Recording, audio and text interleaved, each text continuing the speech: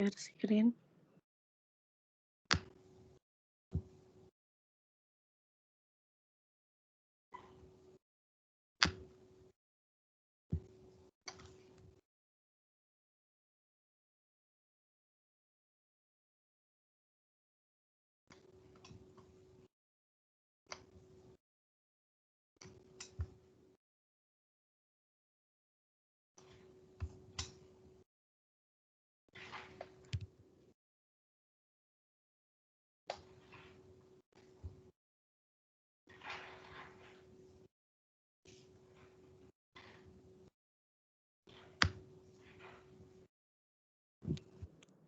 Dari awal, Bu. Page pertama.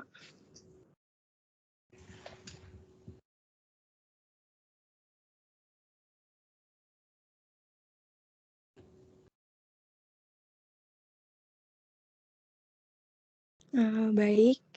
Bismillahirrahmanirrahim. Assalamualaikum warahmatullahi wabarakatuh. Waalaikumsalam warahmatullahi wabarakatuh. Selamat siang Ibu Pinta dan teman-teman semuanya. Di sini saya Dias Mustafa Budi dan rekan saya Ibu Tuti Haryati akan menyampaikan materi mengenai analisis butir soal instrumen. Nah, sebelumnya Bu Pinta, saya minta maaf kalau suaranya kecil, lagi recovery habis dirawat kemarin. Kemarin baru pulang. Kenapa? Maaf ya, Bu. Sama, COVID juga? Enggak, bukan Bu, lambung. Alhamdulillah. Apa jadi? Apa? Lambung. Oh, lambung. Oke, iya. Oke, iya. Silakan. Tapi suara saya terdengar ya, Bu? Terdengar, oke. Cuma ini tampilannya bisa lebih besar nggak sih? Oh iya, Bu Jangan Tuti. 5% ini. 100% coba atau berapa? Masih muat. Atasnya. Iya, sebentar, Bu. Ya, cukup. Kasih. Oke, di sini saya akan menjelaskan materi mengenai analisis butir soal instrumen untuk memenuhi tugas mata kuliah evaluasi dalam pembelajaran matematika. Langsung aja Bu Tuti, maaf slide selanjutnya. Next. Nah, yang pertama ada pendahuluan, yaitu meliputi pengertian, tujuan, dan manfaat. Dan yang kedua ada analisis butir soal instrumen, meliputi uji validitas, uji reliabilitas, daya pembeda, dan indeks kesukaran. Next, Bu. Nah, yang pertama ada pendahuluan. Next lagi. 1.1 ada pengertian. Jadi, kegiatan menganalisis butir soal merupakan suatu kegiatan yang harus dilakukan oleh guru untuk meningkatkan mutu soal yang telah ditulis. Kegiatan ini merupakan proses pengumpulan, peringkasan. Belum, Bu. Masih 1.1, Bu, maaf. Nah, kegiatan ini merupakan proses pengumpulan, peringkasan, dan penggunaan informasi dari jawaban siswa untuk membuat keputusan tentang setiap penilaian. Ini menurut NITKO tahun 1996 halaman 308. Next. Nah, 1.2 ada tujuan. Jadi tujuan utama analisis butir soal dalam sebuah tes yang dibuat guru adalah untuk mengidentifikasi kekurangan-kekurangan dalam tes atau dalam pembelajaran. Ini menurut Anastasi tahun 1997 halaman 184. Selain itu, untuk membantu meningkatkan tes selain itu, ada menurut Aiken tahun 1994 halaman 63, dia berpendapat bahwa analisis butir soal itu untuk membantu meningkatkan tes melalui revisi atau membuang soal yang tidak efektif, serta untuk mengetahui informasi diagnostik pada siswa, apakah siswa sudah atau belum memahami materi yang telah diajarkan. Itu tujuannya. Nah, next, Bu.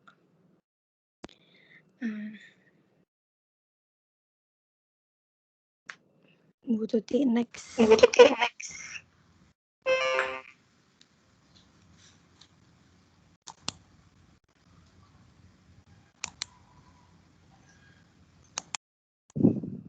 Nah, yang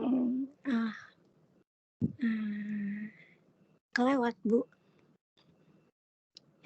Nah, 1.3 ada manfaat. Jadi berdasarkan tujuan tadi yang di atas, maka kegiatan analisis butir soal itu jadi berdasarkan tujuan di atas, maka kegiatan analisis butir soal memiliki manfaat, yaitu sebagai berikut. Yang pertama, membantu para pengguna tes dalam evaluasi atas tes yang digunakan. Dan yang kedua, mendukung penulisan butir soal yang efektif. Yang ketiga, secara materi dapat memperbaiki tes di kelas. Dan yang terakhir, meningkatkan validitas soal dan reliabilitas. Ini menurut Anastasi tahun 1997 halaman 172. Manfaat lainnya yaitu sebagai berikut. Yang pertama, ada menentukan apakah suatu fungsi soal sesuai dengan apa yang diharapkan, lalu merevisi materi yang dinilai atau diukur, dan yang terakhir meningkatkan keterampilan penulisan soal. Ini menurut NITKO 1996 halaman 308. Oke, Bu, next. Nah, yang kedua kita masuk ke analisis butir soal instrumen. Next, Bu. Nah, yang pertama ada uji validitas. Uji validitas menurut Anastasi adalah suatu tingkatan yang menyatakan bahwa suatu alat ukur telah sesuai dengan apa yang diukur. Nah, di sini uji validitasnya kita menggunakan koefisien validitas isi dari ICANSP dengan formulanya validitas per butirnya V sama dengan sigma S per N dikali C dikurangi 1. Untuk validitas keseluruhannya yaitu V sama dengan sigma S per M dikali N dikali C-1. Dengan S-nya itu R-LO, LO-nya itu angka penilaian validitas yang terendah, C-nya angka penilaian validitas yang tertinggi, R-nya angka yang diberikan oleh penilai atau ahli, dan M banyaknya butir soal. Lalu di sini interpretasi validitasnya yaitu antara 0 sampai dengan 0,2 itu sangat rendah, antara 0,2 sampai dengan 0,4 itu rendah, antara 0,4 sampai dengan 0,6 itu cukup, antara 0,6 sampai dengan 0,8 itu tinggi, dan antara 0,8 sampai dengan 1 itu sangat tinggi. Next, Bu Tuti. Nah, yang selanjutnya 2.2 ada uji reliabilitas. Uji reliabilitas menurut Sugiono adalah serangkaian pengukuran atau serangkaian alat ukur yang memiliki konsistensi atau keajegan yang bila diukur yang dilakukan dengan alat ukur itu dilakukan secara berulang. Jadi suatu alat ukur yang memiliki konsistensi bila pengukuran itu dilakukan secara berulang di mana saja itu sama. Gitu. Nah, di sini uji reliabilitasnya menggunakan reliabilitas bilah paruh dengan pembelahan ganjil genap dengan formulanya dari Spearman Brown yaitu R11 sama dengan 2 dikali R11 per 22 per 1 ditambah R11 per 22. Lalu ada interpretasinya di sini. Jika R lebih dari sama dengan 0 dan kurang dari sama dengan 0,20, interpretasinya rendah. Jika R lebih besar sama dengan dari 0,20 dan kurang dari 0,40, itu interpretasinya rendah. Jika R lebih besar sama dengan 0,40 dan kurang dari 0,60 itu sedang, dan jika R lebih besar sama dengan 0,60 dan kurang dari 0,80 itu interpretasinya tinggi, dan yang terakhir jika R lebih besar sama dengan 0,80 dan kurang dari sama dengan 1 interpretasinya sangat tinggi. Next, Bu. Nah, 2.3 ada daya pembeda. Nah, uji daya pembeda adalah kemampuan suatu butir soal dapat membedakan antara siswa yang telah menguasai materi yang ditanyakan dengan siswa yang tidak, kurang, atau belum menguasai materi yang ditanyakan. Nah, maka di sini uji daya pembedanya menggunakan formula DP sama dengan X bar A dikurangi X bar B per SMI. Dengan keterangannya, DP-nya itu daya pembeda, dan X bar A-nya itu rata-rata skor siswa kelompok atas. Jadi kan tadi sesuai dengan pengertiannya, membedakan siswa yang telah menguasai materi itu berarti siswa kelompok atas, dan X bar B itu sama dengan rata-rata skor siswa kelompok bawah, yaitu siswa yang tidak, kurang, atau belum menguasai materi yang ditanyakan. Lalu ada SMI, skor maksimum ideal. Jadi maksudnya skor maksimum ideal ini misalnya saya punya 5 soal dengan nilai maksimalnya misalnya 100. Nah, saya pengen nih, saya nomor 1, untuk soal nomor 1 saya memberikan poin misalnya 20. Nah, poinnya 20 poin itu yang dinyatakan sebagai skor maksimum ideal. Terus kalau misalnya nomor 2 saya memberi poin maksimalnya 30 untuk soal nomor 2. Nah, berarti soal nomor 2 SMI-nya itu 30. Seperti itu. Lalu di sini ada interpretasinya daya pembeda. Jika DP lebih dari dan kurang dari sama dengan 1, itu sangat baik. Lalu jika DP lebih dari 0,40 dan kurang dari sama dengan 0,70 itu baik. Lalu jika DP lebih dari 0,20 dan kurang dari sama dengan 0,40 itu cukup. Lalu jika DP lebih dari 0,0 dan kurang dari sama dengan 0,20 itu buruk. Lalu jika DP-nya kurang dari sama dengan 0,0 itu sangat buruk. Next, Bu Tuti.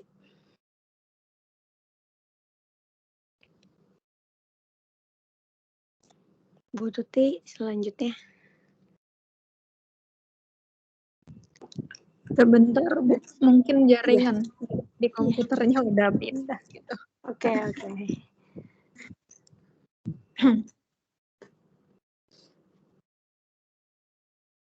Udah pindah belum ya? Belum.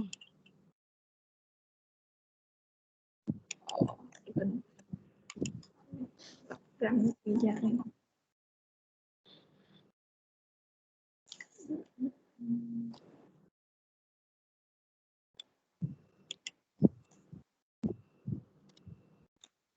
Belum pindah ya? Sebentar.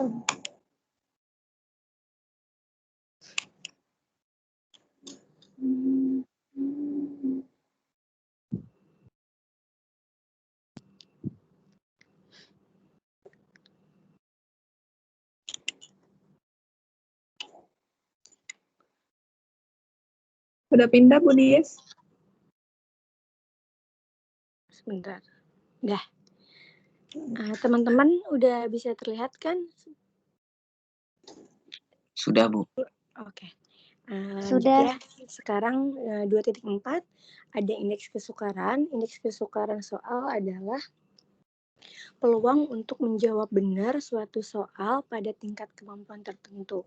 Indeks kesukaran pada umumnya dinyatakan dalam bentuk proporsi yang besarnya berkisar 0,0 sampai 1. Ini menurut Aiken 1994 halaman 66. Nah, di sini indeks kesukarannya menggunakan formula IK sama dengan X bar per SMI. Nah, dengan IK-nya itu indeks kesukaran, X bar-nya itu rata-rata skor jawaban siswa pada suatu butir soal.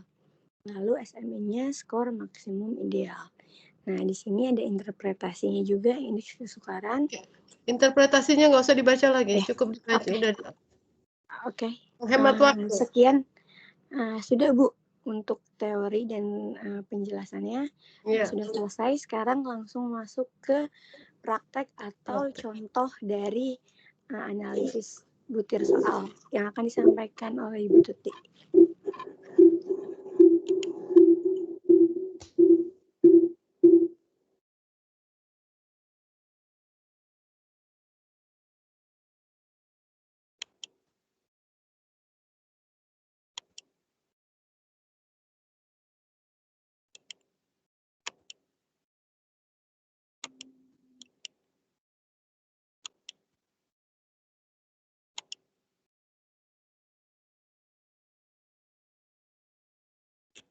Bismillahirrahmanirrahim. Apakah suara saya terdengar jelas, Bapak Ibu? Ya, Ya, jelas. Jelas, Bu Tuti. Baik, terima kasih. Izin presentasi. Yang pertama itu kita menggunakan analisis butir soal menggunakan validitas, yaitu validitas icon. Kita punya data di mana penilainya itu 8 orang, butir soalnya itu 6. Semakin banyak penilai atau validator, semakin bagus. Dan untuk mengetahui dia itu soalnya bagus atau tidak, langkah-langkahnya itu pertama kita mencari angka yang diberikan oleh penilai, lalu dikurangi angka validitas terendah. Seperti itu. Semuanya seperti itu dari soal butir soal nomor 1, validator 1 dihitung ya. Jadi R itu tadi angka yang diberikan oleh validator, terus dikurangi nilai terendah, semua dihitung menggunakan rumus ya, pakai Excel gitu. Setelah itu semua dihitung, di draft ya, lalu kita hitung juga validitas per butirnya. Nah, validitas per butirnya itu jumlah dari ini ya, dari angka yang diberikan oleh penilai dikurangi angka validitas terendah, hasilnya dijumlahkan. Setelah itu dikurangi N itu Bu Tuti, ini skala terendah berapa? Nggak dikesebutin. Skala terendah itu berapa? Skala terendah itu 2, Bu. 2 ya. Jadi kalau ya. 3 kurang 2, 1 dong. Kok itu kok 2? Mana, Bu? Butir 1, si A jawab 3 kan? Kenapa terus jadi 2? Kalau butir terendah 2 iya. berarti pengurangnya 2 kan? Oh iya, Bu, maaf. Nanti saya ganti. Jadi sebenarnya skala terendahnya berapa? Skala terendahnya 2, Bu. Mungkin saya ada kesalahan. Loh, skala terendah tuh dapatnya dari mana sih? Dapat dari mana skala terendah itu 2? Oh, maaf, Bu. 1 skala terendahnya. Dari mana 1?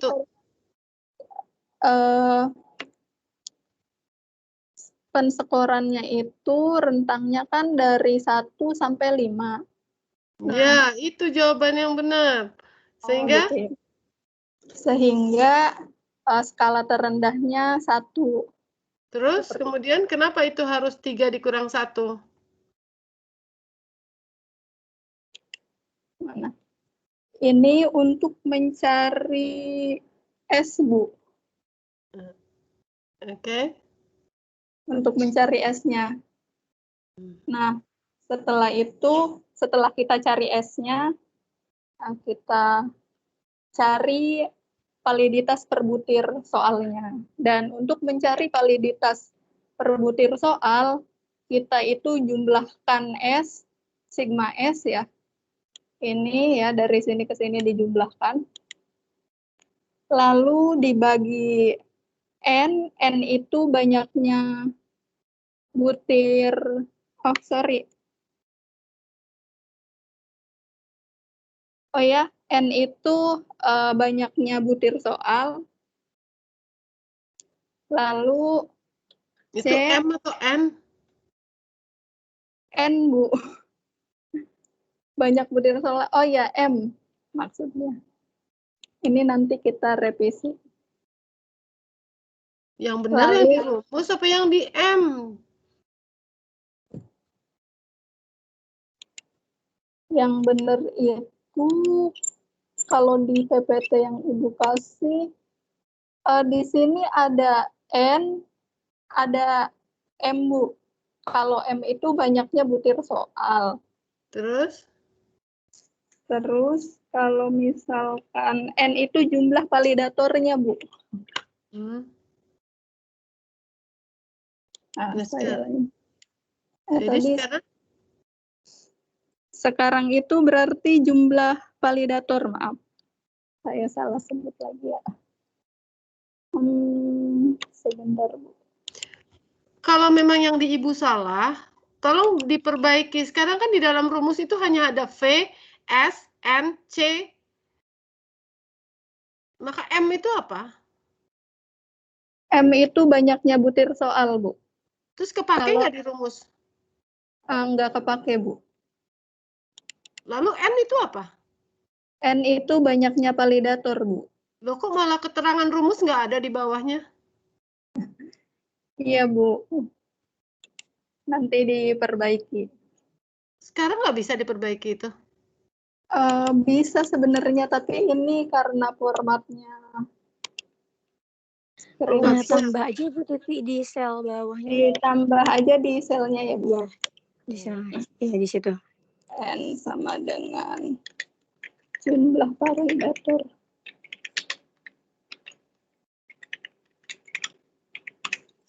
Nah, N itu jumlah validator. Kalau M itu jumlah butir soal, karena tiap yang dilihat adalah satu butir, maka M-nya pasti 1.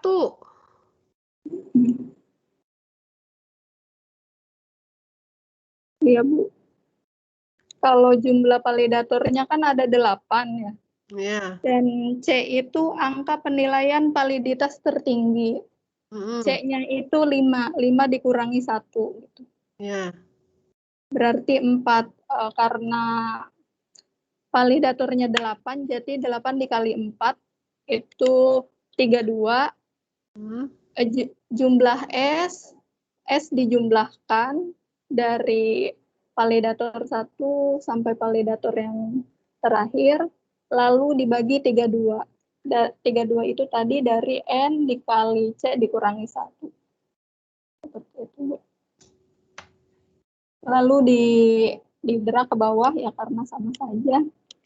Setelah itu kita lihat interpretasinya.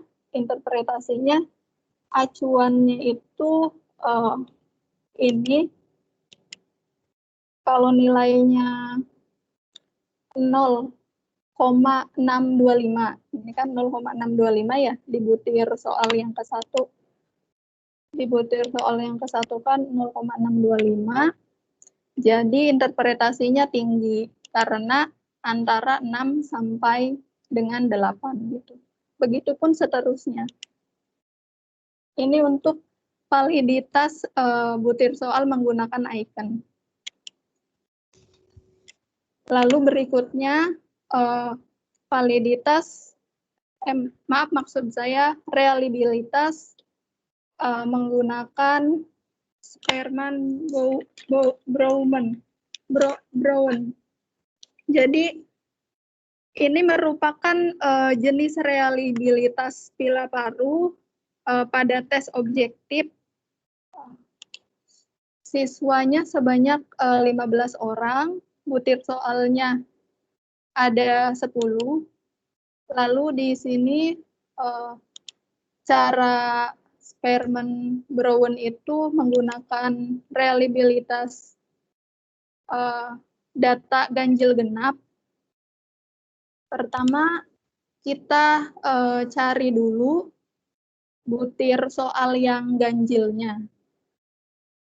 Skor butir soal yang ganjil maksud saya. Nah, kita tandai ini sebagai X. Nah, lalu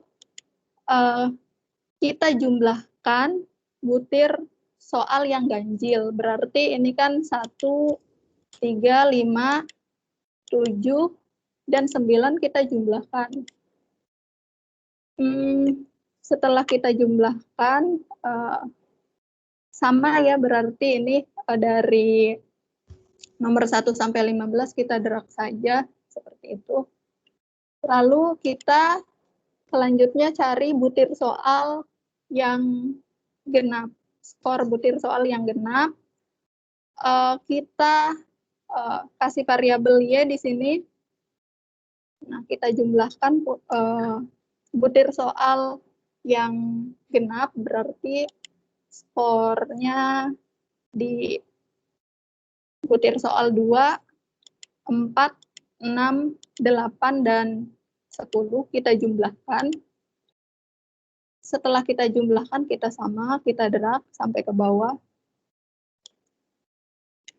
Setelah itu, kita cari X kuadratnya. X dikuadratkan 16, kita juga cari Y kuadratnya, Y kuadrat 5 ya, 5 kuadrat 25, begitupun seterusnya. Nanti tarik ke bawah. Setelah kita mencari X kuadrat, Y kuadrat, kita cari XY-nya. Setelah kita mencari X dikali Y, berarti kan 4 dikali 5 ya. Terus di drag ke bawah. Sebenarnya pencarian ini nanti tujuannya itu untuk mensubstitusikan ke rumus Spearman-Brown gitu. Nah, rumusnya mana? Ini Bu rumusnya. Terus XY itu kemana? Ini nanti tidak ditulis Bu, nanti dijelaskan aja kan. R11/22 itu sebenarnya RXY, menggunakan rumus korelasi yang N dikali sigma XY. Nanti kan tulis dong, biar kita lihat semuanya, masa cuma disebut. Oh, di screenshot boleh mungkin ya Bu, biar ya silahkan apapun, masa cuma disebut. Ya baik Bu, sebentar.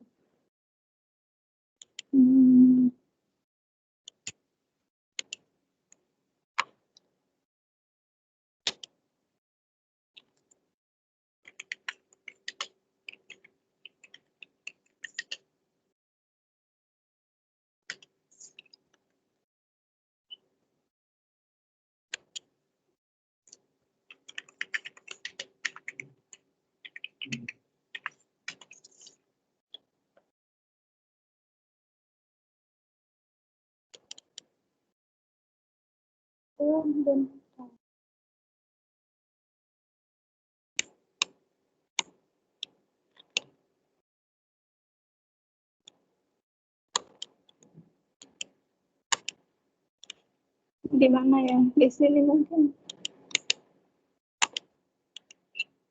Menggunakan rumus ini Bu. Ini sebenarnya R ini R11/22 seperti itu. Nah, kita cari jumlah dari data ini, kita cari. Pertama kan kita cari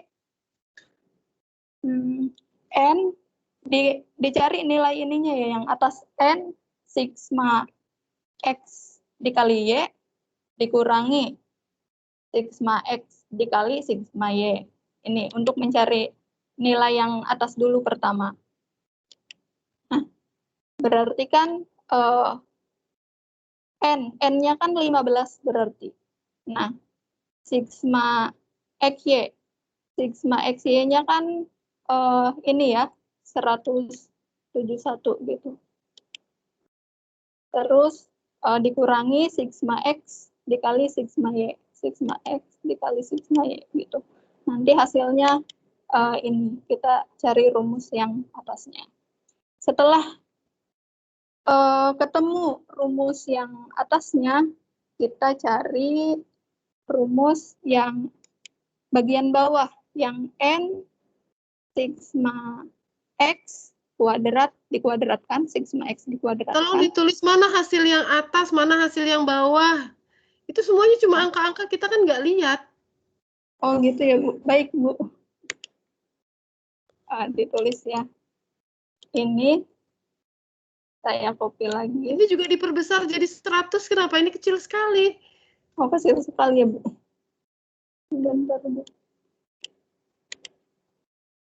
Saya stop share screen dulu. Iya, silakan perbaiki dulu.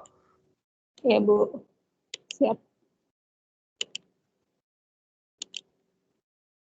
Emang kecil banget ya.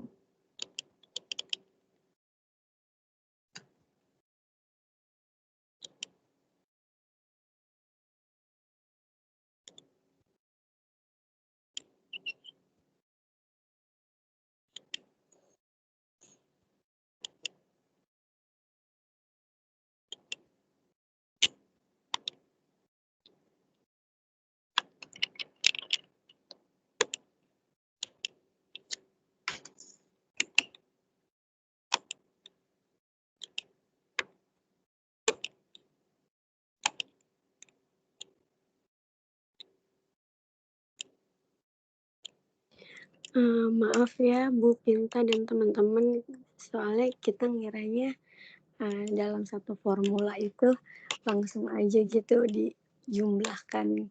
Maksudnya dalam satu formula kita langsung tulis jumlahnya aja, nggak atasnya ditulis, yang bawahnya ditulis. Maksudnya kita kira nggak seperti itu gitu Bu. Mohon maaf ya Bu. Kita perbaiki dulu. Kalau yang Anda tulis itu yang ngerti cuma Anda. Bahwa di situ adalah hasil N kali sigma XY. Di kolom yang mana? Kalau ada nama kolomnya, Ibu tahu bahwa yang 171 adalah jumlah sigma XY. Itu masih ketahuan. Tapi waktu sudah dikalikan dengan N, Anda taruh di mana? Kan yang tahu cuma Anda bahwa itu sudah dikalikan dengan 15. Iya, benar Bu. Baik, Beri maaf ya, Bu. nama, di tiap kolom beri nama bahwa saya sudah melakukan ini, namanya ini. Saya sudah melakukan ini, namanya ini. Nanti tinggal dikalikan jadi satu lagi.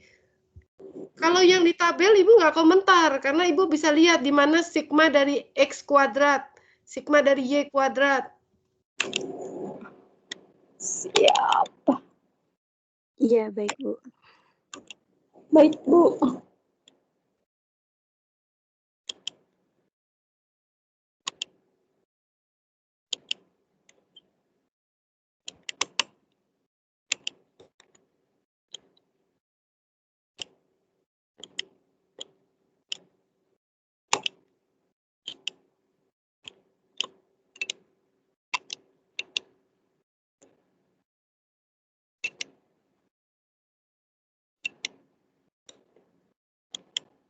Aduh.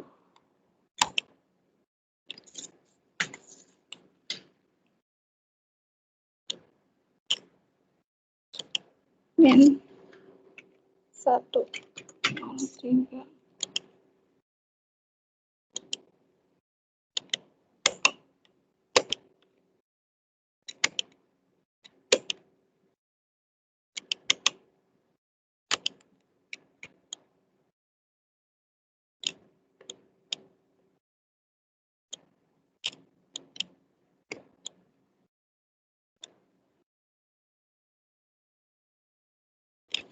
Jelek banget ya.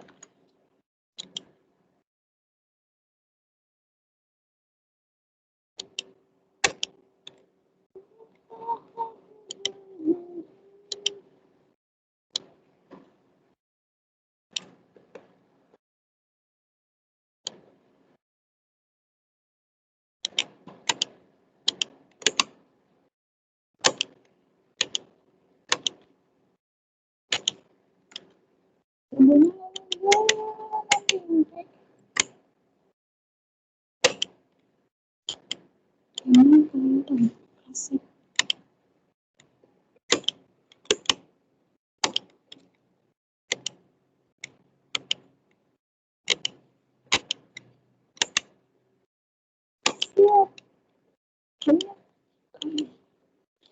374 ya.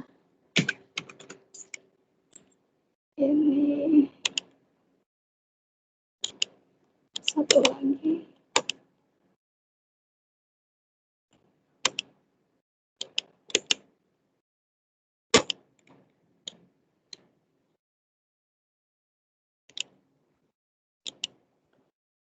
Aduh.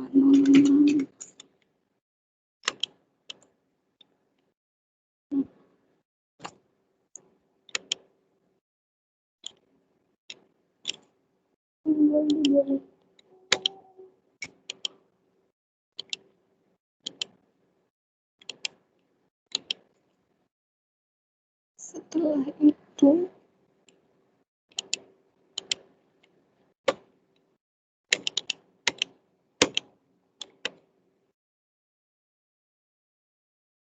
tinggal di-copy.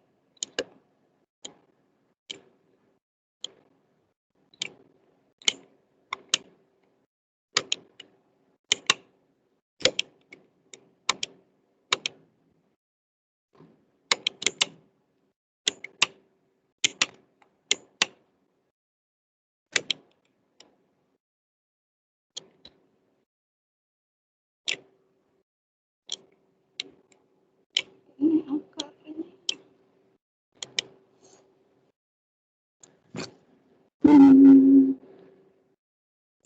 277,56.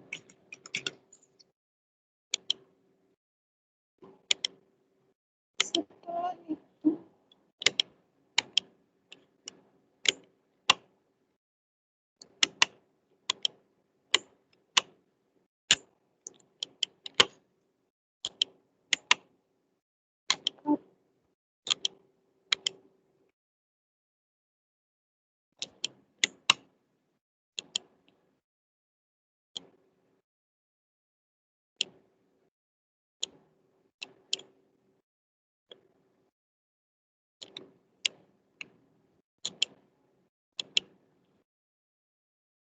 akarnya itu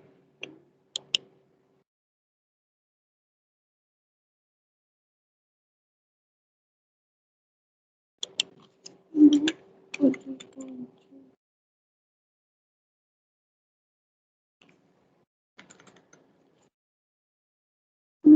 0,371.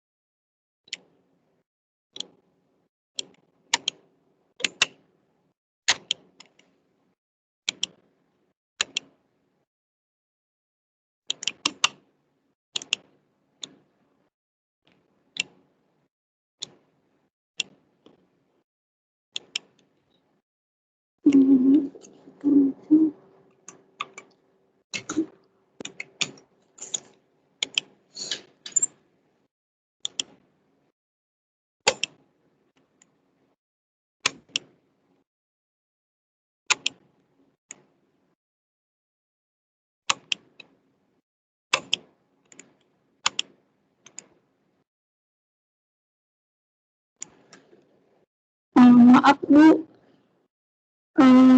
sudah terlihat share screen-nya?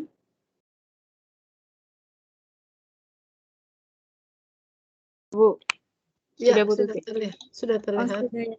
Baik. Jadi sebenarnya R11/22 itu rumus dari ini rumusnya.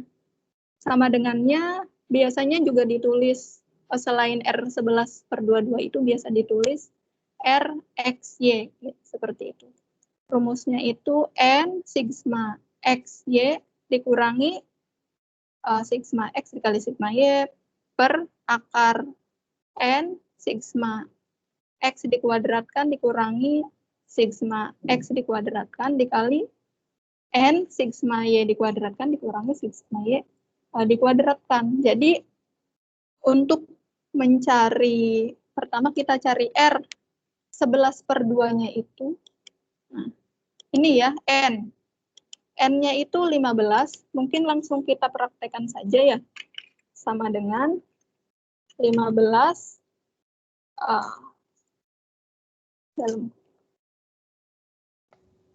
dikali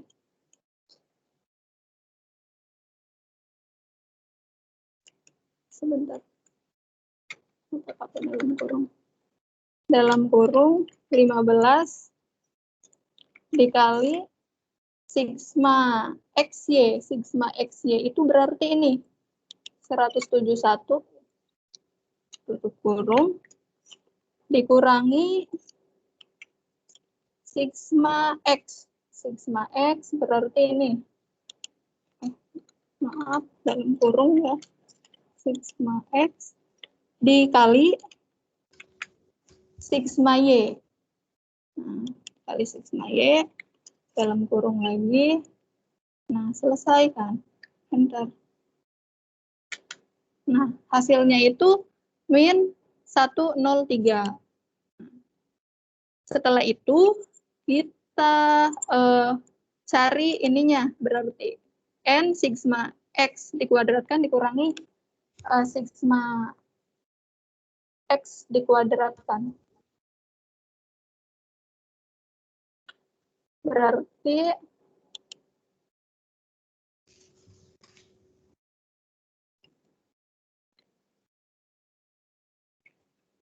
sama dengan dalam kurung 15 dikali sigma X.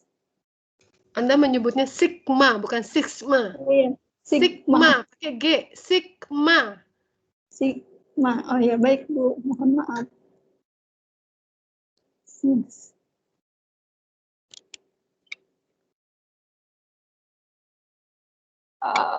Dikurangi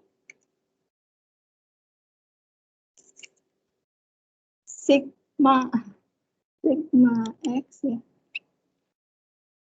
tutup kurung.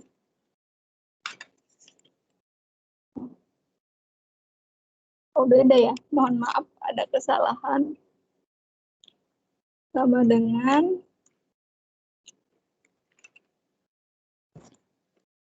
uh, 15 sigma X kuadrat dikali sigma X kuadrat dikali ini.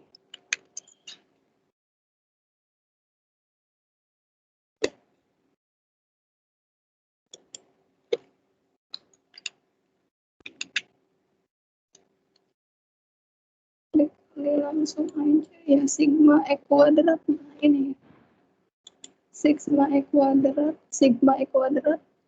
dikurangi sigma X dikuadratkan.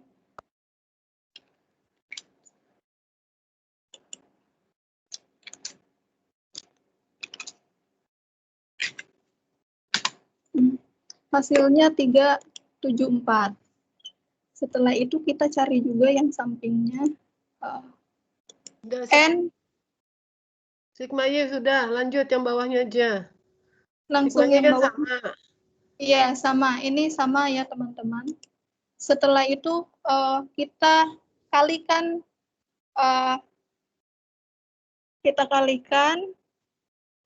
sama dengan ini ya, dikali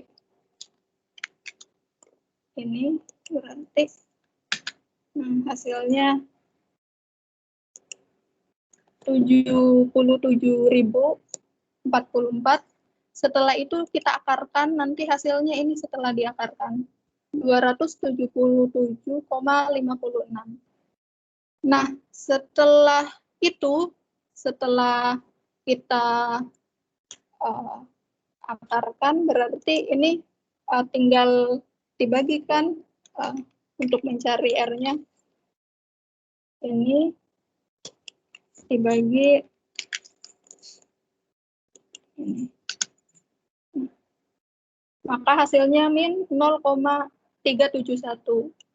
Kita udah cari R11 per dua-duanya, sekarang kita tinggal cari R11-nya. Berarti untuk mencari R11, kita copy ke bawah ya, biar kelihatan. Di sini. Untuk mencari R11 berarti sama dengan 2 dikali ini ya. Ini dibagi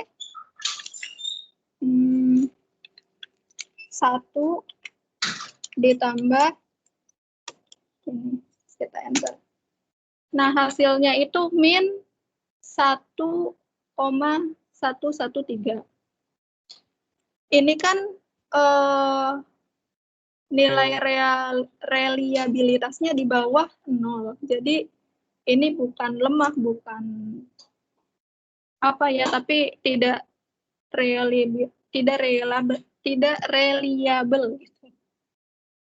Ini untuk uji reliabilitas Spearman Brown. Seperti itu. Selanjutnya kita uji daya pembeda. Nah, untuk uji daya pembeda itu ini rumusnya seperti yang dijelaskan Bu Dias di awal. Nah, ini respondennya, ini responden atas, responden bawah. Nah, responden atas sama responden bawah ini kita bagi ya 27%-nya gitu dari data yang ada gitu. Lalu kita ambil kelompok atas dan kelompok bawahnya seperti itu. Ini butir soalnya ada nomor 1, ini nomor 2 ada 2 jenis, 2A 2B, nomor 3, nomor 4 sama nomor 4 sama nomor 4B gitu. Nah, maaf ini maksudnya 15 ya. Ini maksudnya SMI itu skor maksimum ideal.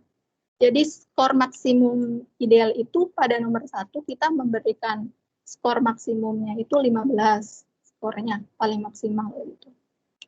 Pada nomor 2 11 ini ya sesuai rubrik penilaian yang kita punya saja nanti gitu. Skor pada nomor 3 skor yang paling tinggi. Setelah itu kita cari XA-nya. XA itu rata-rata skor siswa kelompok atas. Berarti langsung aja ya, sama dengan buka kurung ini. Maaf, maaf, APRAG ya.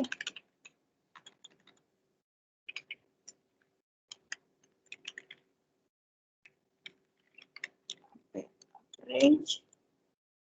Ini kita cari, lalu tutup kurung, enter. Nah, ini kan udah ketahuan nilainya 8,63 bisa didrag ke sini. Nah, SMI-nya itu kita isi manual ya, karena setiap soal kan beda-beda gitu skor maksimum idealnya. Setelah itu kita juga cari yang sama untuk batas bawahnya. Untuk batas bawahnya itu sama, cari rata-ratanya seperti tadi, lalu di drag, SMI-nya juga sama. Lalu kita cari daya pembedanya. Berarti kan daya pembeda itu tadi rata-rata A dikurangi rata-rata B dibagi MI ya, skor maksimum ideal seperti itu.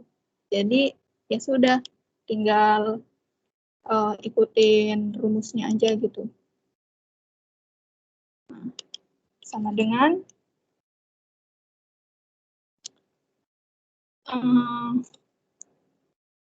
ini ya, dikurangi rata-rata kelompok atas dikurangi rata-rata kelompok bawah. Nah, ini dikasih dalam kurung. Lalu dibagi SMI. SMI-nya itu 15 ya. Ini SMI-nya sama. Nah, ketemulah 0,25. Lalu kita drag saja. Ini daya pembedanya sudah kita ketahui. Nah, untuk mengetahui interpretasi dari daya pembeda ini, kita lihat interpretasi daya pembeda dari skalanya ya, skala nilainya. Jadi ini kan Ibu mau lihat yang itu cukup baik, itu berubah sendiri atau tidak? Harusnya menggunakan if ya Bu ya. Coba lihat di situ, klik kolom itu. Oh, Anda ketik ya? Iya Bu. Hmm. Acuannya ini Bu, seharusnya pakai rumus. Kalau Anda bisa menggunakan Excel-nya dengan maksimal, kan di situ kalau berubah angkanya 0,8, nggak cukup lagi kan di situ, akan jadi sangat baik begitu. Tapi Anda tidak perlu melihat ke kolom, tetapi Anda mengetik di situ pakai manfaat dari Excel yang ada dimaksimalkan, itu manfaatnya. Oke, ya sudah, Bapak, itu nggak masalah. Sudah. Baik, Bu. Setelah itu, setelah kita tahu daya pembedanya, tahu interpretasinya, kita juga cari indeks kesukaran setiap soalnya ya. Soal mana saja yang sedang, sukar, atau mudah, seperti itu. Kita cari rata-rata dari semua data, ini sesuai rumus ya, di sini. Rata-rata ini tuh sebenarnya X-bar ya. X-bar rata-rata skor jawaban siswa pada semua butir soal gitu. Lalu dicari, setelah itu didrag. Udah ketahuan rata-ratanya, kita cari indeks pembedanya. Indeks pembeda kan berarti rata-rata dibagi ini ya, skor maksimum ideal gitu. Setelah itu didrag juga sama.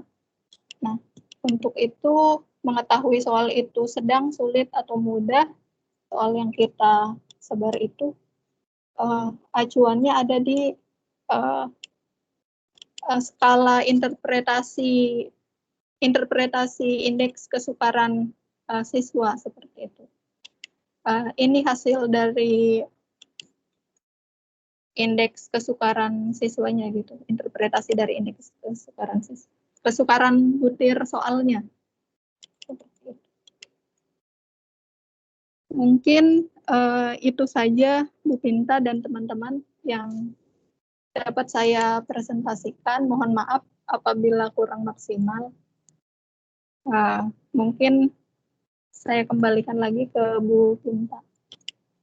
Oke. Kelompok Anda yang masih bekerja untuk menanyakan kepada kelompok lain, apakah ada yang mau harus ditanya? Oh ya, teman-teman semua, presentasi materinya telah selesai. Jika ada yang ingin ditanyakan, dipersilahkan.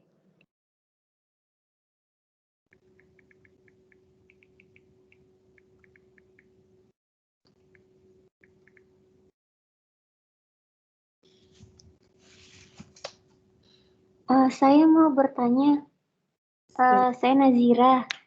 Yes. Di uji reliabilitas kan itu dijelaskan untuk skor nilai yang pilihan ganda ya, soalnya kan tadi skornya cuma 1, 0, 1, 0. Kalau misalnya dia dalam bentuk uraian atau esai kan punya skor yang berbeda, apakah mencari reliabilitasnya dengan rumusan yang sama atau sama saja seperti soal skor pilihan berganda.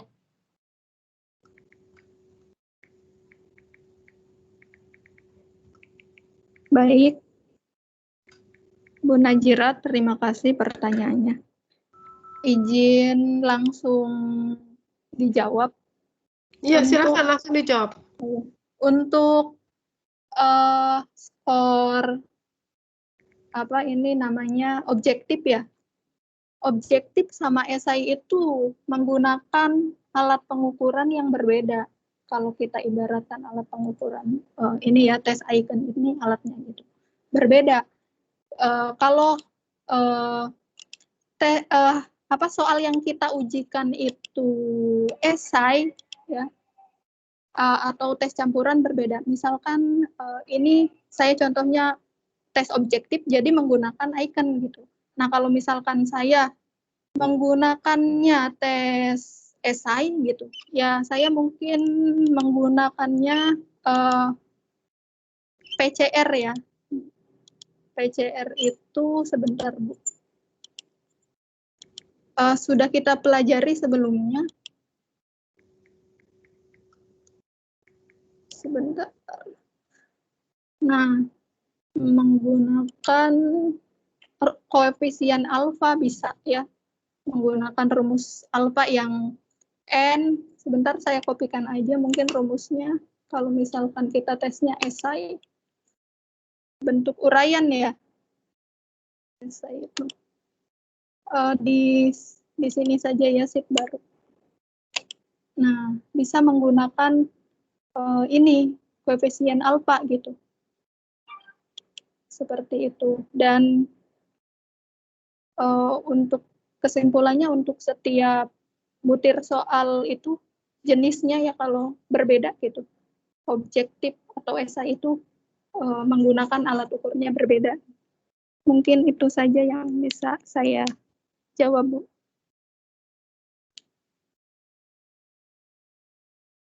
Berarti kalau yang di esai nanti rentang pengukurannya juga berbeda juga ya? Ini termasuk dari mana sampai mana bisa dikatakan reliable gitu.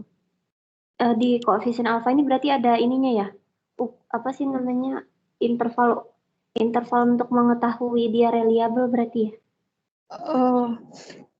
Kalau interval Bu, kan kalau misalnya tes uraian nanti ada R11-nya berapa, terus dicari R tabelnya berapa, nanti kan kalau R11 atau lebih besar dari R tabel, baru dia bisa disimpulkan bahwa dia itu reliable gitu. Kalau R hitungnya ya atau R11-nya lebih R11 besar gitu, lebih dari R tabel itu dia reliable. Disimpulkan dia reliable. Iya gitu. Oh iya, oke. Bisa tolong ke sheet-nya reliable. Sheet 2. Oke. Di sini mana besaran ke bawah, coba ke bawah. Kok tidak ada? Menyatakan baik atau tidaknya reliable itu di mana tadi? Ada di slide ya? Iya, Bu, di slide. Iya, ada di slide yang dijelaskan Bu Dies. Yang di awal saya. Oke, yang Ibu mau tanya di sini R berapa ini yang dicari? R11 kan? Iya, Bu, R11. Oke, nanti pakai apa kalau di sini melihat R11? Dibandingkan dengan R tabel juga?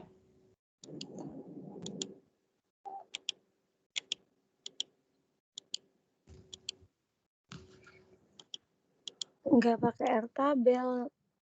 Kayak yang ini Bu, yang apa? Sebentar. Yang Ibu tanya sekarang, kalau dia essay kenapa harus pakai R tabel? Kalau dia itu multiple choice, kenapa boleh langsung pakai yang ada di apa namanya? Interpretasi dari besaran R11?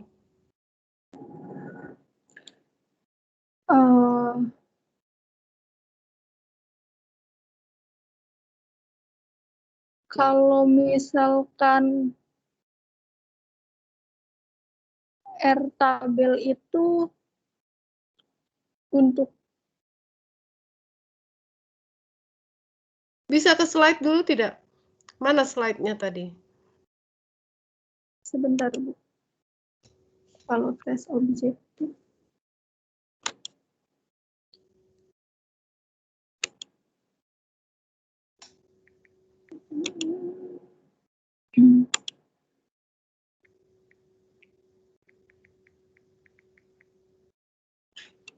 Slide-nya Bu diisi. Apakah sudah nampak, Bu? Belum. Oh, belum ya.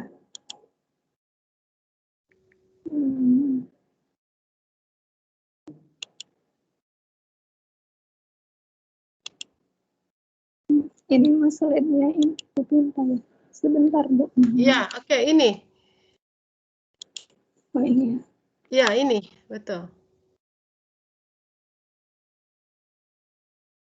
Ini ada koefisien reliabilitas R. Kenapa ini dimanfaatin untuk yang mana? Yang pakai pilihan ganda 01, data 01. Kalau yang ini dimanfaatkan untuk korelasi produk momen yang uji coba 1, uji coba 2 gitu. Kalau iya. Jadi ini menghitung R1 atau tidak? Iya, untuk menghitung R11 juga. Iya. Lalu, kalau yang tadi dikatakan pada saat teman Anda menyatakan kalau soalnya itu adalah esai, rumusnya apa? Tadi, rumus yang tadi. Pakai apa? Alpha Cronbach. Iya, Bu. Nanti dapatnya apa itu? Menyatakan bahwa dia itu soal udah baik atau tidak, reliable atau tidak, pakai apa?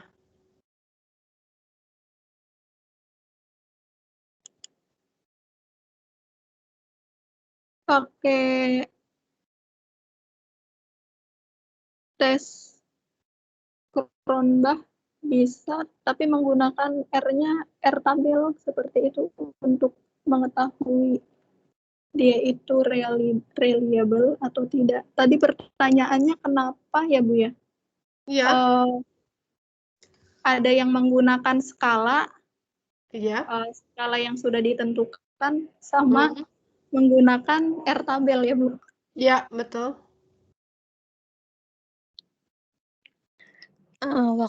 Kalau menurut saya, Bu, yang tes uraian juga mungkin bisa menggunakan yang ini, perbandingan R11 lebih besar dari R tabel J reliable. Terus bisa juga menggunakan apa tadi, tabel interpretasi, Bu. Soalnya waktu itu waktu saya skripsi juga, saya kan tes uraian. Saya juga menggunakannya nggak pakai R tabel R11 berbanding R tabel, tapi pakai ini juga, Bu, apa, tabel interpretasi. Iya, mana tabel interpretasinya? Naik-naik lagi. Yang tadi. Jadi menurut saya soal yang uraian juga bisa menggunakan tabel interpretasi, Bu. Iya, mana tabel interpretasinya? Tadi di slide Ke apa? atas, Bu. Bututnya ke atas kayaknya. Yang tabel interpretasi. Ya itu. Bawah, nah itu. Iya, oke. Di sini kan ada interpretasi. Kemudian di situ ada koefisien reliable. Ya. Ada angka-angkanya di situ. Nah, sekarang lihat di situ ada 0 sampai 0,2, 0,2 sampai 0,4 dan seterusnya. Kita ke bawah lagi. Ke yang tadi. Yang untuk pakai Alpha Cronbach. Bawah, Bu. Ya, ini. Satu lagi. Satu lagi. Ya.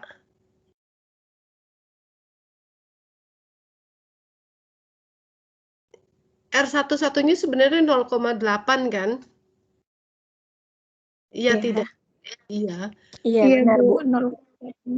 Nah, tapi di sini ada ketentuan 0,8 kalau kita langsung pakai interpretasi, langsung kita katakan dia itu baik. Tadi kan 0,0 sampai 0,2 dan 0,2 sampai 0,4. Pasti dia baik lah ya begitu di bawah. Tetapi di sini kan harus ada ketentuan dulu. Kalau R tabelnya ternyata 0,9,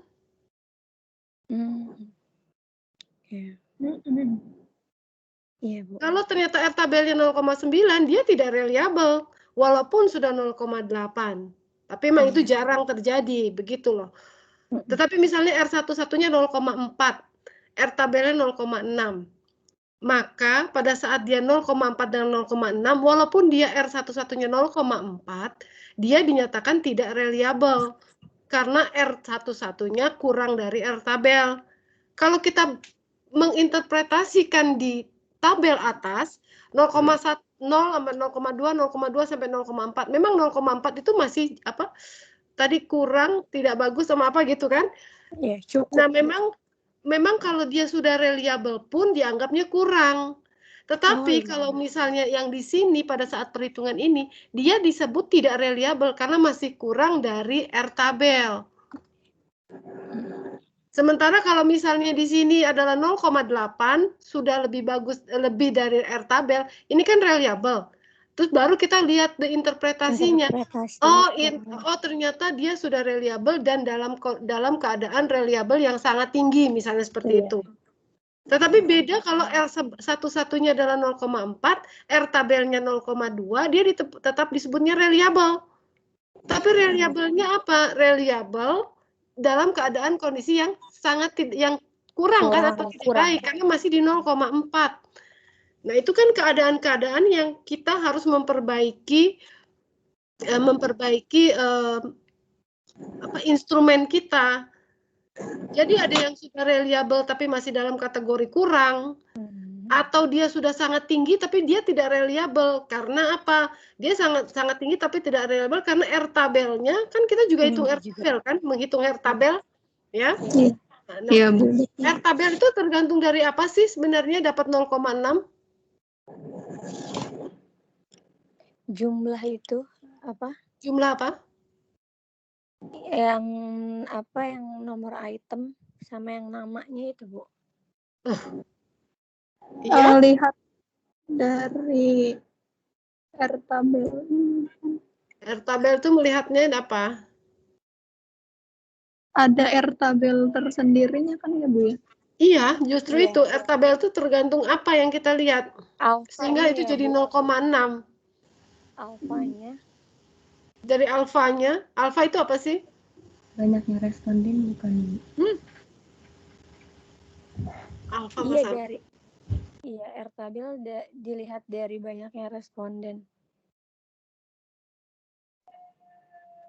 Kenapa Anda masih cuma Ibu heran kenapa Anda cuma mengandalkan PPT yang ini? Anda kan harus cari yang lain kalau lagi mau tampil. Iya, Bu, kita cari. Mana sekarang cara menghitung mencari R tabel? Sebentar, Bu.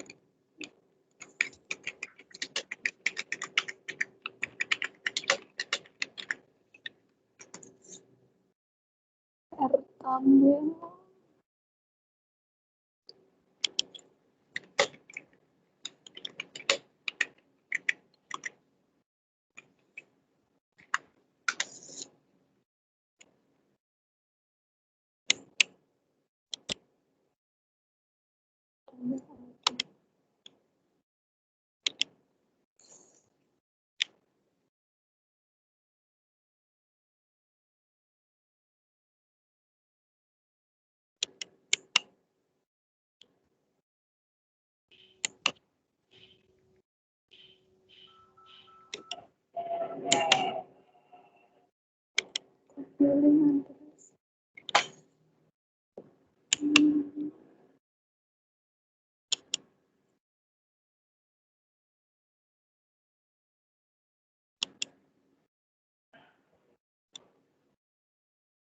Kalau untuk produknya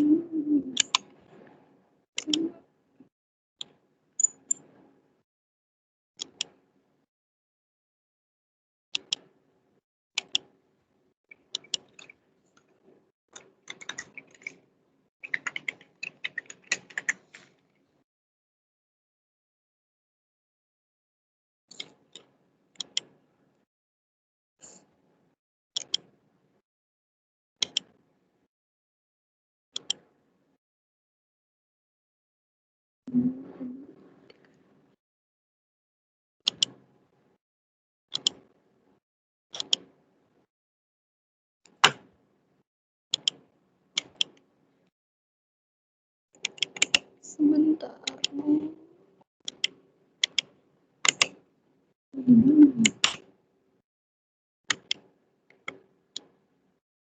Dari sini, maaf. R tabelnya dari sini, Bu. Iya, oke, gimana? Ya, kita lihat respondennya ada 10. Nah, lalu kita menggunakan significance 5%.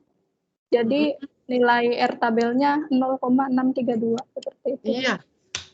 Nah, kapan R tabel itu bisa sangat tinggi? Sampai 0,9. Kalau apa? Kalau respondennya makin sedikit. Respondennya sedikit.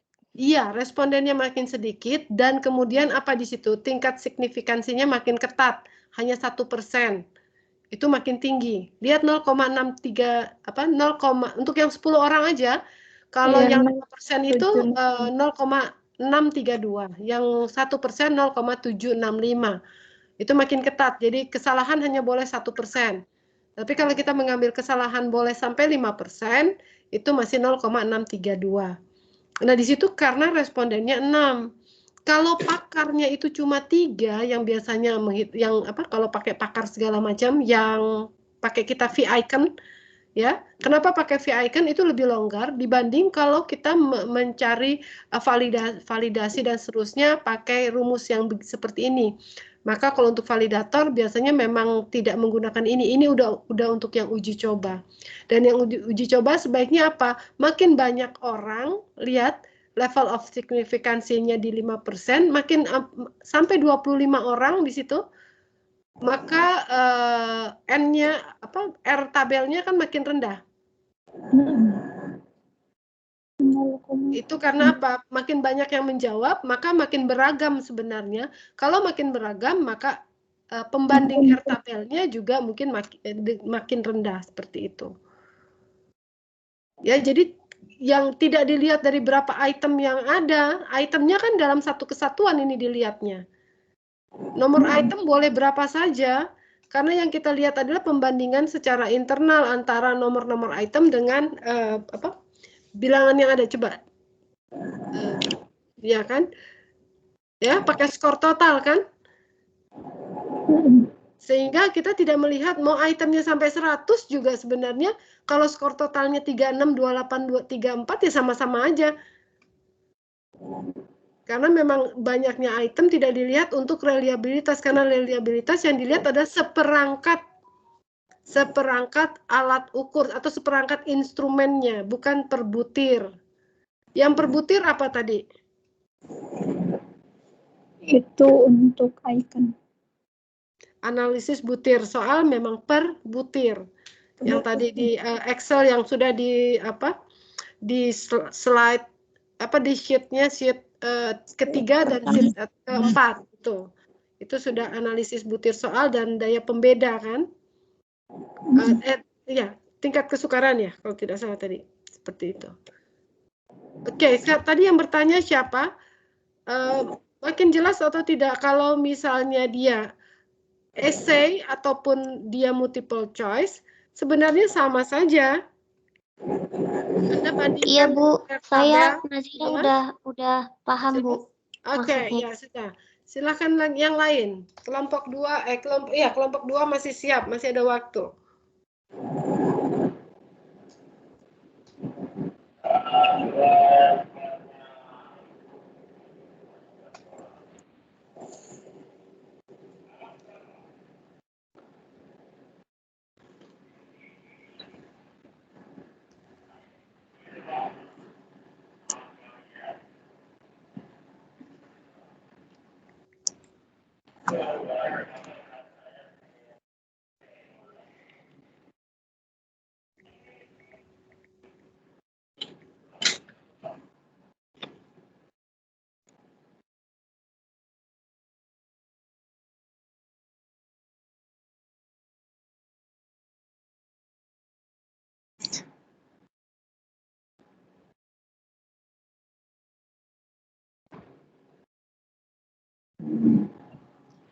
Bu Tuti dan Bu Des izin tanya. Untuk daya pembeda kan ada rata-rata skor kelompok atas sama rata-rata skor kelompok bawah. Nah itu nanti di datanya itu emang udah pasti sudah terbagi untuk siswa yang kelompok atas sama siswa yang kelompok bawah, atau kita harus tentuin dulu berdasarkan nilainya gitu. Terus yang masuk kelompok atas itu yang gimana gitu. Terus yang masuk ke kriteria kelompok bawah gimana? Makasih Bu. Iya. Silakan share lagi Bu Tuti. Excelnya, Excel. Excelnya Kalau sebentar. yang dulu saya pelajari, Bu Pinta, saya izin menjawab ya Bu. Silakan. Tapi sepengetahuan saya gitu. Kalau yang dulu saya pelajari waktu dulu ngambil data itu, kan data saya data yang kecil nih, kurang dari 30. Saya punya data cuma 29. Jadi ya aku baca di banyak buku tuh para pakar tuh kayak udah sepakat gitu kalau datanya kurang dari 30, dia cara menentukan kelompok atas dan kelompok bawahnya itu dengan mengalihkan 27%-nya. Jadi karena ini tadi datanya 29, maka 29 dikali 27%, yaitu bisa kalau dikalikan 27% dari 29 itu 7,83.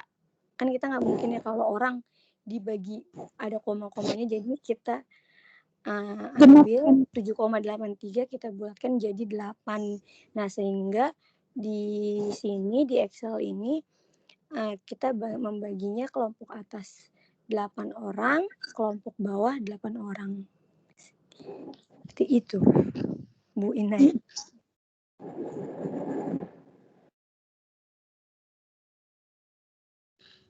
Boleh lihat responden atasnya.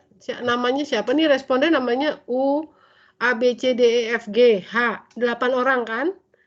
Iya, betul. Bawah namanya U. Udah U, X, Y, Z, A, B. Ini saya susun respondennya itu menggunakan abjad Bu, dari A sampai Z, terus karena sampai 26 gitu. Jadi yang ke 27 sampai 29-nya jadi A, B, A, C, A, D, seperti itu Bu. Sekarang ini responden bawah, ini responden yang paling atasnya. Berapa persen atas, berapa persen bawah sih? 27%, Bu. 27%. 27% dari 26. Responden. 29. Oh, 29. Berarti angkanya berapa tadi? Di 7,8, jadi kita bulatkan ke 8 orang jadinya. Oke, 8. Iya. Oke, Inai sudah cukup jelas bagaimana mensortnya, yaitu dari si A sampai, jadi ini sebenarnya diberi nama sesudah di ranking ya? Betul, Bu. Iya, soalnya kalau dia di ranking dari yang nilainya 73 itu kan anak yang paling pinter tuh 73. Iya. Iya. 73, 70, lihat skor totalnya. 73, 70, 65 sampai dengan 54.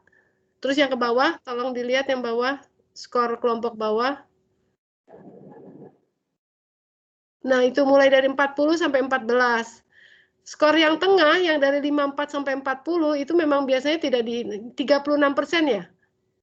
27 atas, 27 bawah sampai? Iya. 7%. Iya. 27 ya di tengahnya. Oke. Nah, kenapa 8 tadi sudah diterangkan 27,5%, dan kemudian bagaimana mensortnya itu dari anak yang paling pintar sampai dari, jadi anak yang paling pintar nilainya pun cuma 73. Iya, benar, Bu. Padahal skor total berapa?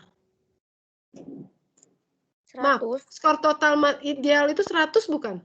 Iya, 100. Iya. Berarti ini sebenarnya kelompok atasnya pun rendah ya? Iya. Benar. Iya, karena nggak ada yang dapat 80 kan? Iya, nggak ada yang 80, Iya, nggak ada. 73. Nah, dari iya 100. ini berarti kalau nanti ini kan untuk menghitung apa sih daya pembeda.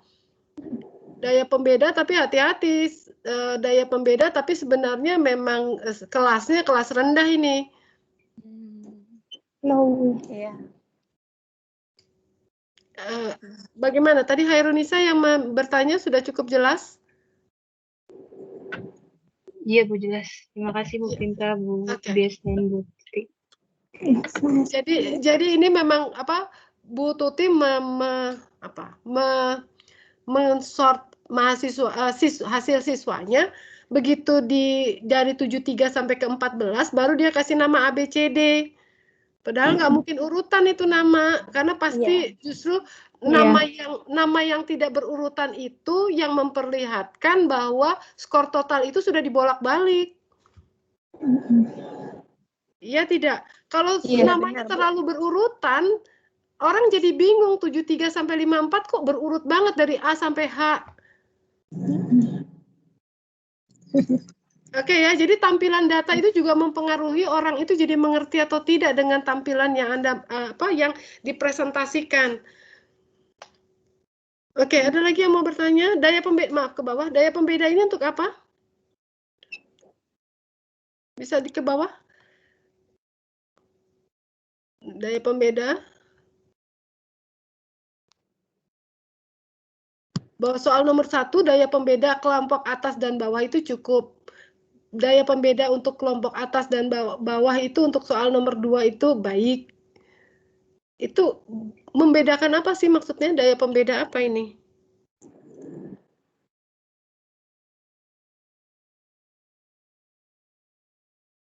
Soalnya, Bu. Iya, betul. Soalnya. Iya, untuk membedakan soal ini tuh siswa antara siswa yang udah menguasai materi dengan siswa yang belum menguasai materi. Terus kenapa mesti dibedakan? Bagaimana mesti dibedakannya? Taunya yang menguasai atau tidak menguasai itu gimana?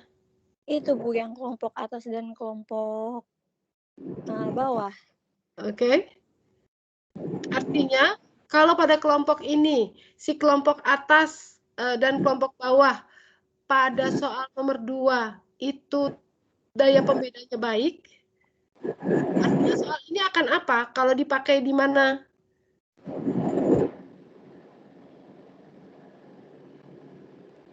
Artinya kalau yang baik atau cukup atau kurang baik, maka kalau soal ini dipakai lagi di kelompok lain, dan kita punya perankingan dari misalnya dipakai di sekolah lain, yang kita tahu bahwa anaknya sudah ada rankingnya, anak ranking 1 sampai ranking di kelas itu ada 36.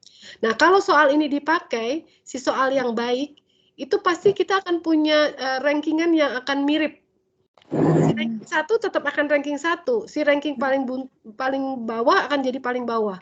Yang tengah-tengah tuh acak-acak begitu biasanya akan hanya naik turun saja. Tetapi kalau yang daya pembedanya kurang baik atau kurang atau memang yang soal tidak baik, itu kalau diuji cobakan pada kelas yang tadi, maka ada kemungkinan anak yang pintar itu malah jawab salah, anak yang tebak-tebakan malah benar. Nah, itu yang disebut dengan soal dengan daya pembeda tidak baik. Ya, baik Bu. Ya. Karena di sini Ibu sebenarnya melihatnya ada soal di soal nomor 3 ya. Lihat di soal nomor 3. Ini di anak bawah. Ya, oke, sebentar stop di sini. Di anak bawah namanya si A, B, Z, si Y sama si X sama si U itu dapat nilai 9 kan? Iya, betul. Nah, coba ke atas. Soal nomor 2B. Oh, nomor 2B-nya masih sama. Kalau di sini anak-anak yang tingginya itu rendah, itu soal yang kebalik namanya. Ya, daya pembedanya jelek. Nomor 4B, coba. 4B di bawah ini ada yang 0 kan, walaupun GH tapi 0 kan. Oh, dia 0 semua ya. Oke. Ya sudah. Berarti memang bagus di situ. Tetapi kalau ada kejadian malah terbalik, itu akan ada hasil bahwa daya pembedanya itu tidak baik. Terus ke bawah lagi, masih di bawah. Nah, sekarang kalau indeks kesukaran jadi apa ini? Untuk menentukan soalnya itu. Nah, kalau untuk kesukaran ini terlihat nomor yang 4B itu sukar. Karena sampai yang kelas bawah itu nggak ada yang bisa jawab benar, dan kelas atas juga sudah ada 2 orang yang jawabnya 0 kan? Iya, benar, Nah, Bu. itu. Anak kelas atas saja sudah ada yang tidak bisa jawab. Itu biasanya memang sukar itu soal. Iya. Ya. Oke, tapi tidak bisa kasat mata seperti ini ya, memang harus diukur. Begitu diukur, kita akan kembali lihat lagi kenyataannya, oh ternyata memang benar. Nah, kemudian di soal nomor berapa itu? Nomor yang sebelahnya 4 kan ada 00 juga nih di bawah. Ya. 3. Ya, nomor 3 dan nomor 4 itu kan banyak 0, tetapi dia belum dalam tingkatan yang sulit. Karena yang tidak bisa hanya anak yang bawah. Anak yang atas bisa. Bisa. Iya. Ya. Tapi yang Ibu curiga maksudnya cara menghitung atau bukan seperti itu. Yang nomor 2B itu kok nggak mudah ya? Kenapa tetap sedang? Coba di bawah lihat. Kok malah 0,6 ya?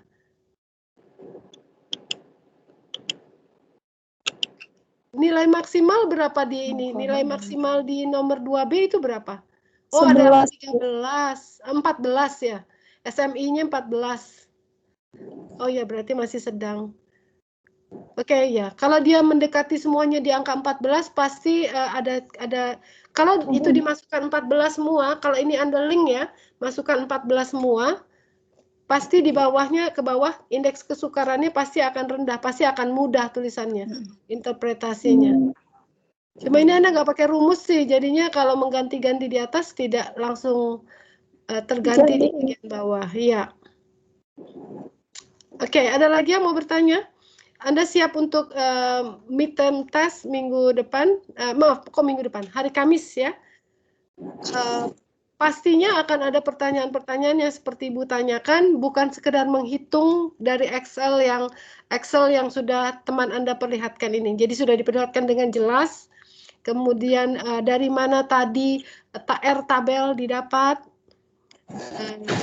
Makin jelas nanti kalau Ibu tanyakan, bandingkannya jangan hanya dengan interpretasi, tapi bandingkannya dengan tabel, cara melihat tabel untuk yang lain juga sudah menjadi jelas. Masih ada yang mau ditanya? Oke, siap hari Kamis ya. Hari Kamis dengan masuknya ke MCL saja. Anda unduh soalnya, kemudian Anda kerjakan dan Anda unggah kembali. Tetapi waktunya tidak dalam 1 harian, hanya ada jadi sekarang kalau ini adalah jam 1 Anda mulai, hari Kamis Anda mulainya jam 1 kan? Anda masih ada perkuliahan lain? Ada perkuliahan lain setelah jam 1? Ada, Bu. Mitas juga?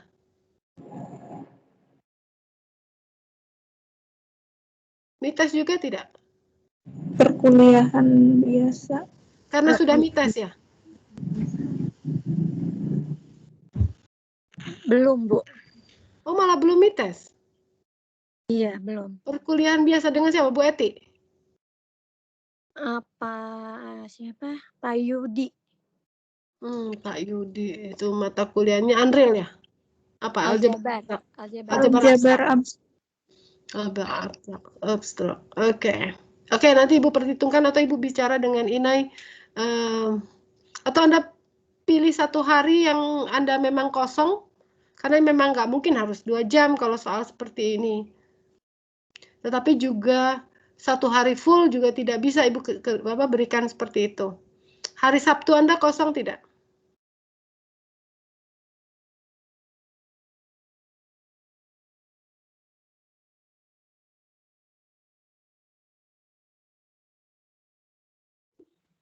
Gimana teman-teman? Oke, ya diskusikan dulu nanti biar Inai WA dengan Ibu. Karena waktunya ini kalau Ibu berikan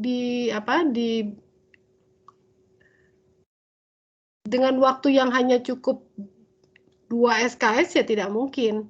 Tetapi kemudian kalau Ibu berikan waktunya misalnya 4 jam, tetapi Anda potong dengan kuliah Pak Yudi, ya Ibu nggak akan bisa mengerti bahwa di Pak Yudi itu waktunya dipakai untuk Pak Yudi, pasti itu masih di dalam jam kuliah, jamnya ujian UTS. Nah, Anda pilih sekarang misalnya waktunya diberikan 4 jam, terus 4 jamnya itu sebaiknya kapan? Oke, Anda diskusikan lagi nanti. Oke, cukup kelompok 2, silakan ditutup.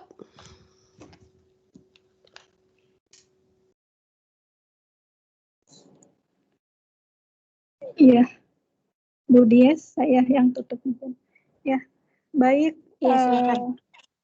Baik, Bu Pinta dan teman-teman, sekian yang dapat kami presentasikan. Semoga bermanfaat. Mohon maaf apabila dari kami ada kesalahan, kurang dan lebihnya mohon maaf. Billahi fisabilil haq, fastabiqul khairat. Wassalamualaikum warahmatullahi wabarakatuh. Waalaikumsalam warahmatullahi wabarakatuh. Waalaikumsalam. Terima kasih kelompok 2 Ibu sudah Dias dan kita. sudah memperjelas Terima teman-teman kasih, Bu yang lain Pinta. mungkin ya. Oke, Ibu juga tutup hari ini. Insya Allah Ibu dapat kabar kalau memang tetap hari Kamis. Silahkan Anda meminta hari Kamis, tetapi dengan waktunya kapan begitu. Atau kalau hari lain silahkan. Ibu akan siapkan di MCL untuk UTS Anda. Oke, Ibu juga tutup ya. Terima kasih semuanya. Wassalamualaikum warahmatullahi wabarakatuh. Waalaikumsalam warahmatullahi wabarakatuh. Terima kasih banyak Bu Pinta. Terima kasih, Bu. Oke. Terima kasih, Bu Pinta.